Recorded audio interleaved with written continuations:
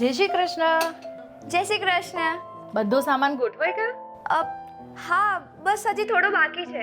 સારું સારું. તને યાદ છે પેલા આપણે 2-5 વર્ષે ઘર બદલતા હતા? હા. અને બેટા તને એ પણ યાદ હશે કે આપણે કેવા મેલા કપડાં લઈને પાણીની ટાંકીએ જતા હતા અને ત્યાંથી પાણી ભરીને લાવતા હતા. હા મમ્મી, પણ આખરે આ બધામાંથી આપણને છુટકારો મળ્યો. હા બેટા, મળ્યો. કેમ કે મોદીજી આવ્યા,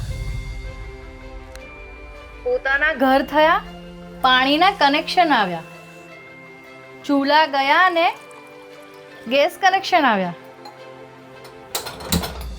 આપણું જીવન બદલાઈ ગયું. અરે હજી તો તું જો, આ તો શરૂઆત છે. મોદીજીની ગેરંટી છે કે આ આવનારા વર્ષોમાં આપણા જેવા સામાન્ય માણસોનું જીવન હજી વધારે સુધરશે. 4 કરોડ લોકોને મળ્યું ઘર અને 14 કરોડ ઘરોને મળ્યા નળ. મોદીની ગેરંટી. કમરનું બટન દબાવો, ભાજપને વિજયી બનાવો. નમસ્કાર, આપ જોઈ રહ્યા છો નેશન પ્લસ ન્યૂઝ. હું છું આપની સાથે હેતલ ભગત. પ્રધાનમંત્રી નરેન્દ્ર મોદી દ્વારા 2047 સુધીમાં વિકસિત ભારત અને આગામી ત્રીજી ટર્મમાં વિશ્વની 3જા નંબરની આર્થિક મહાસત્તા બનવાની નેમ રખાઈ છે. ત્યારે આ દેશની દિશા અને દશા બદલવાનો સઘળો દારોમદાર યુવાઓ ઉપર રહેવાનો છે. આજરોજ વડોદરા ભાજપના યુવા ઉમેદવાર ડોક્ટર હેમાંગ જોશી પ્રબુદ્ધ નાગરિકોના વિશેષ કાર્યક્રમમાં ઉપસ્થિત રહ્યા હતા. ડોક્ટર જોશીએ ઉપસ્થિતોને પ્રધાનમંત્રીનું ભવ્ય ભારત બનાવવા માટેની બ્લુપ્રિન્ટ અને યુવા ઉમેદવાર તરીકે એમની ભૂમિકા અંગેની વિગતવાર વાત કરી હતી.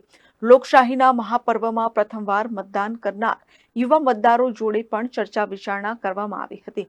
કાર્યક્રમનું આયોજન છાત્ર સાંસદના સ્થાપક કુણાલ શર્મા, બરોડા યુથ ફેડરેશનના રૂકમિલ શાહ દ્વારા કરવામાં આવ્યું હતું. આજે એઆઈસીસી ખાતે પ્રબુદ્ધ યુવા નાગરિકો સાથે ફર્સ્ટ ટાઈમ વોટર સાથે એક પરિસંવાદનું આયોજન કરવામાં આવ્યું. આ પરિસંવાદની અંદર મતદાન જાગૃતિ માટેના તમામ પ્રયાસો કરવામાં આવ્યા અને એના સાથે સાથે સમગ્ર યુવાનોને જે પ્રકારના વડોદરાને લગતા પ્રશ્નો હોય એના ઉપર પણ વિસ્તારપૂર્વક ચર્ચા કરવામાં આવી.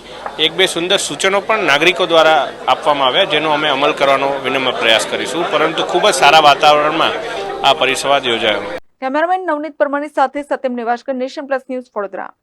સમાચારોના સતત અપડેટ માટે નેશન પ્લસ ન્યૂઝના યુટ્યુબ ચેનલને સબસ્ક્રાઇબ કરો, બેલ આઇકન દબાવો અને ફોલો કરો ઇન્સ્ટાગ્રામ, ફેસબુક અને ટ્વિટર પર.